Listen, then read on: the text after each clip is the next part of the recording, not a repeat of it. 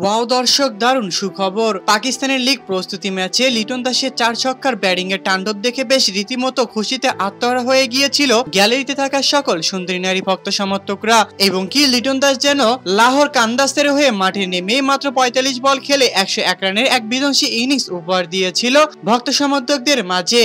আর এতেই যেন মাঠে নেমে প্রথমবারের মতো বিশ্ব রেকর্ড করেছিল লিটন কুমার দাস। হ্যাঁ দর্শক, তার ওই বিস্তারিত জানতে ভিডিওটি না টেনে শেষ পর্যন্তই দেখতে থাকুন। এই তো আর কিছুদিন পরে শুরু হতে যাচ্ছে পাকিস্তানের সুপার পিএসএল এর প্রথমবারের মতো আসর। আর এরই মধ্যে প্রস্তুতি ম্যাচ খেলতে মাঠে নেমেছে লিটন কুমার দাসের দল। মাঠে নেমে একের পর এক ছক্কার তাণ্ডব হাঁকিয়েছেন তিনি। প্রস্তুতি ম্যাচে এদিন ইসলামাবাদ ইউনাইটেডের বিপক্ষে মাঠে খেলতে নেমেছিল লিটন কুমার দাসের দল লাহোর কালান্দার্স।